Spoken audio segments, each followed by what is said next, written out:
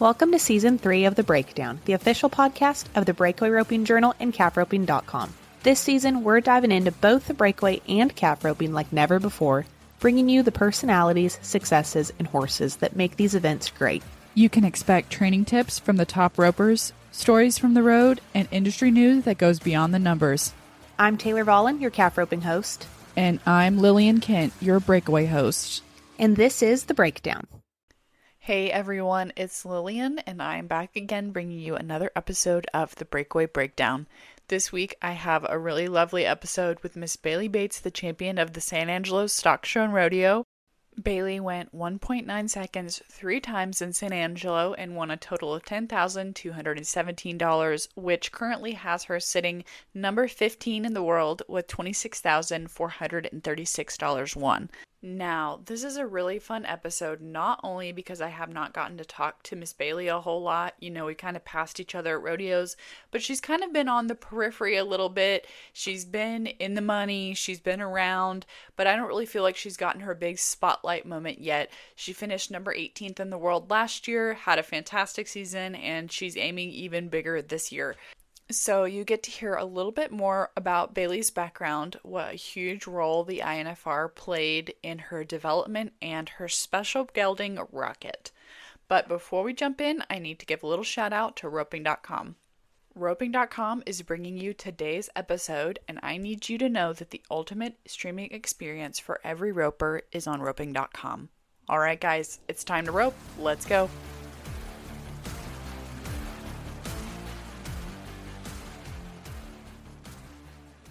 All right. So congratulations.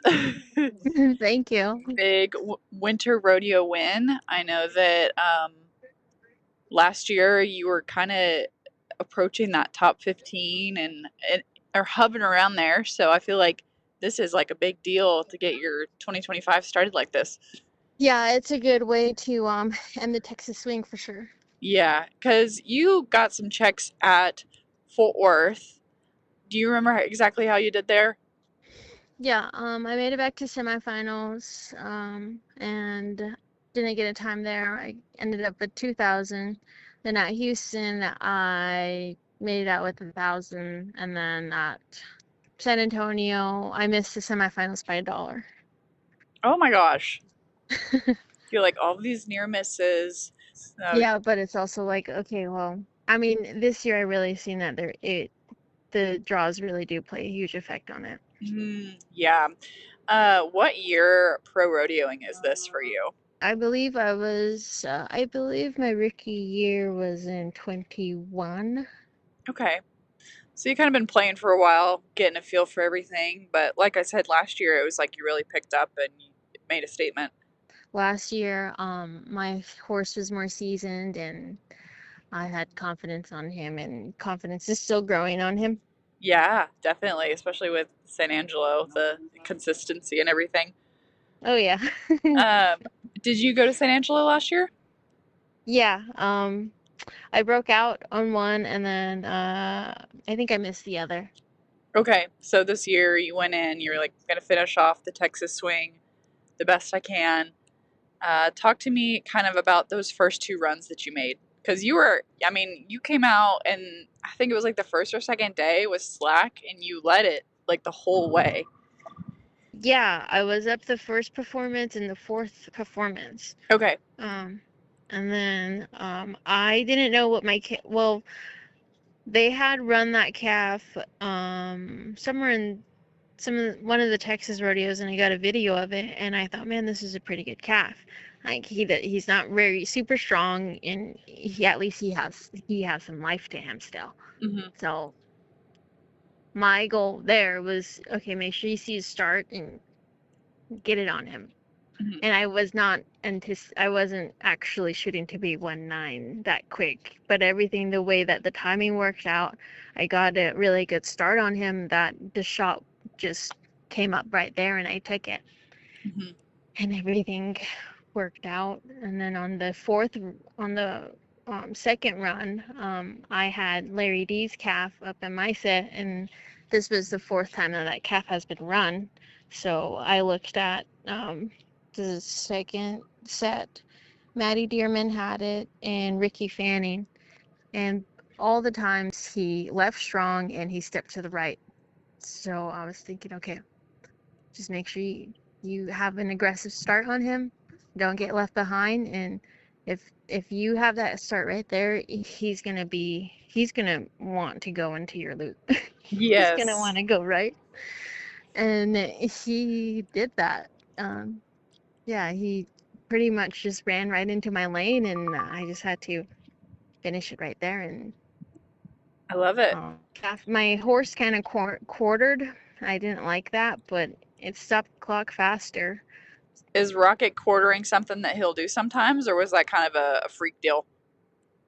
Sometimes he does that, and I don't know. He gets to the point where he pounces in the stop, and I go home and I'll try and work on him to not do that, try to fix it. And then we were in the middle of that and got to the rodeo, and he was probably anticipating me doing whatever. Just one of the trial errors in the practice pin that happens. Yeah. What do you do to keep him? Will you throw and then run him through it and don't stop him, or how do you fix that? I was trying something new. Was working with my brother, and I just strictly breakaway rope off him. I don't calf rope, and I think to get him back to stopping smooth, he needed that jerk, and our calves were too big to jerk down. So the only thing we can think of was he told me to step off.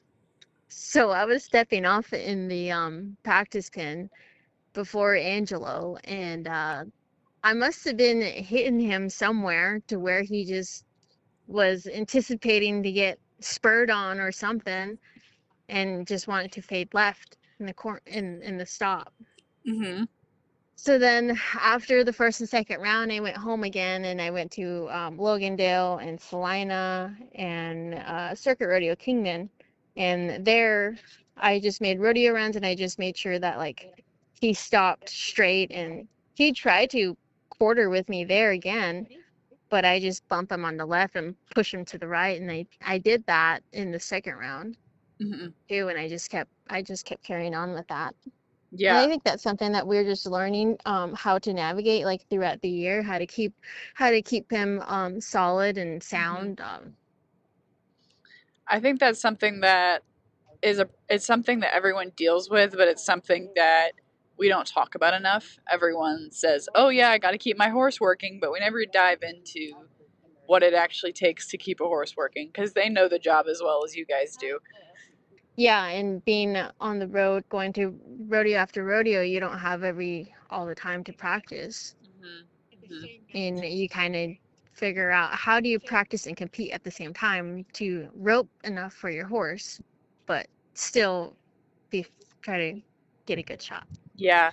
So when you were stepping off of him, do you think that made him straighten up because he was like, oh crap, if I'm swinging left and she's stepping off right, like it's just like the balance is weird? No, I was trying to do that before Angelo, and he wasn't stopping like that before. Like before Angelo, I was trying to work on him not pouncing. I wanted his butt to get more into the ground. And so I stepped off him, and then it kind of like backfired because we only did that like a couple practices, and then I took off to Angelo, and then it was just in the middle of that instead of like actually wanting to get the point across of what he understood what we were doing. So that just backfired. It was half baked. You weren't done yet. Yes, it was still moist.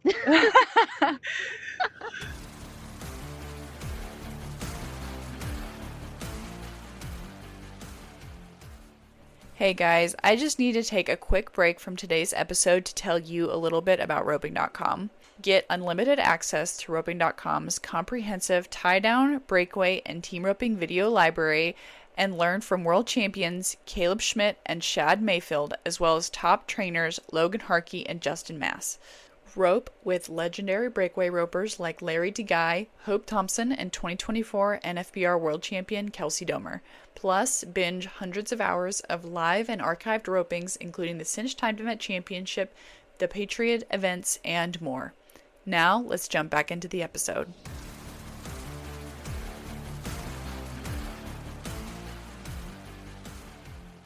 Well, sometimes moist cookies can be good. Okay, talk to me about your short round run. Were you feeling the nerves, or were you kind of just Yes, I was. okay, okay. How do you fight through that? I got there a day before, and I left the house. I left the house thinking I'd get there 2 hours before the perf, and then just being on the road and things happen. I didn't get there until when the saddle bronc was going on. Oh my gosh. So this was the night before. This wasn't the night that I was Oh, up. okay. So that was my nerves there. And then I got there just in time to watch the breakaway. And then I was sitting there. I was standing there watching the start, and I was thinking, man, I don't remember the start was this quick when I was up, because this start looks super quick. But at the same time, you still have to make sure that the calf was doing something. You couldn't just go with your nod. Yeah. Was it like an ear by?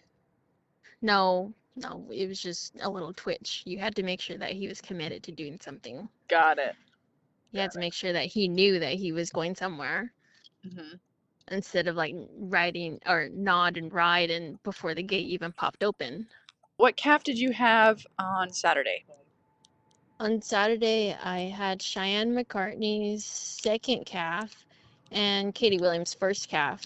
And I got a video from both of them. And that calf looked like I couldn't really tell if he was quick in the video. He looked like he was a little stronger, but I didn't know if he was like strong or just medium plus. And he stepped to the right on Katie's, I could really tell. And then I asked Cheyenne, and she's like, yeah, he kind of went right. So then that I was thinking, my mind automatically went to, okay, he's going to be like the second round calf. Mm-hmm. And then watching the short round, the first 6 girls go, and their calves aren't strong. And I'm thinking, what's going on with the calves? This isn't the start that we seen last night. And then Cheyenne went, and her calf took off. And then every calf after that, they took off. That is So so I was thinking, wild. okay, this is more of the start that I'm going to see. Yeah, I'm glad you were later in the set. Yeah.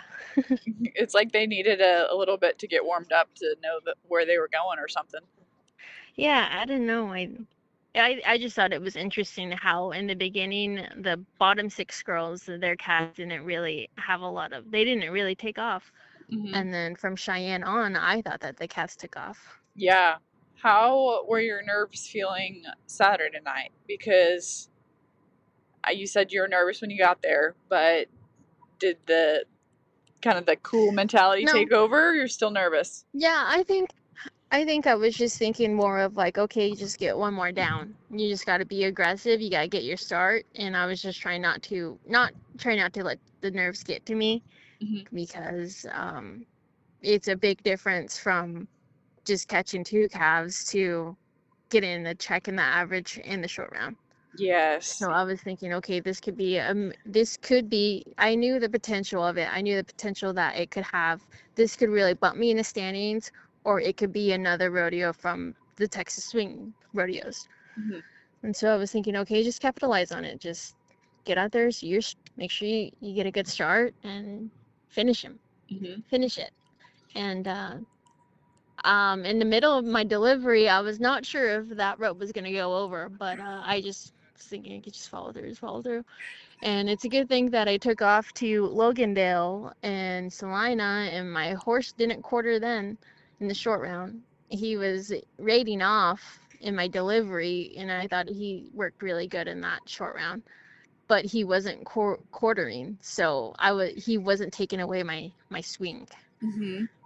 So everything just, the timing of it got on right, and then my rope was kind of shorter than the normal. Mm-hmm.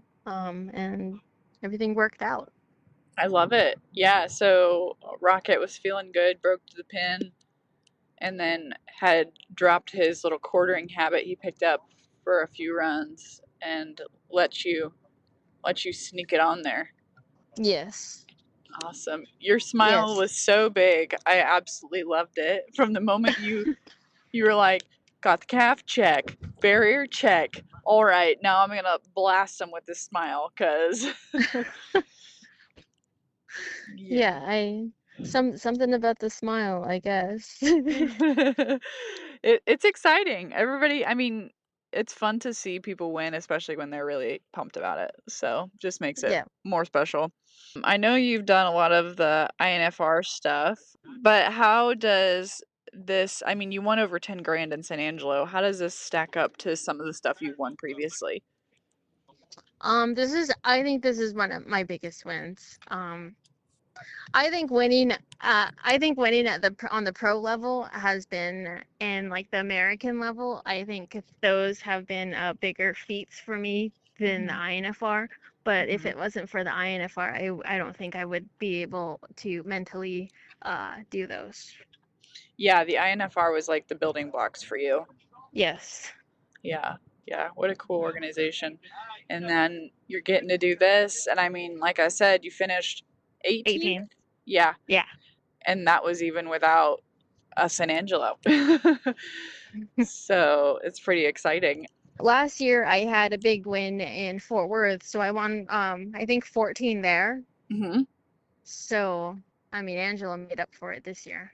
I feel good now. I mean, and after it, like before, if Angelo didn't go how it was, I would have been nervous. Yeah, yeah, get a little bit of a confidence boost before you go out Yes. west. Yes. I'm excited for you. I know the Navajo Nation is excited for you. We can always count on you guys to show up when we share anything with like you or Danny. Everyone shares it, and it's the best. I love reading all Yes. the comments and everything. Huge fan base. Okay, run me through your rodeos coming up. I went to Red Bluff Saturday. I crashed the barrier, and then I'm up at Clovis here. I had a good start and missed one, fading left, and now I'm waiting for my second round. And I got another rodeo in Lakeside, California, and then I'll head home and then go to Guyman. Okay, that sounds like a nice little run, but not too long at the same time. Like you're out in California for weeks. Yeah. Yeah, I'm only out here for a week, and then I get to go home and have a birthday celebration with my mom and dad on Monday, and then get ready to take off to Guyman again. Oh, that's perfect. Is it your birthday? Yeah. Happy early birthday. Thank you. Good luck on your second calf. Okay, thank you.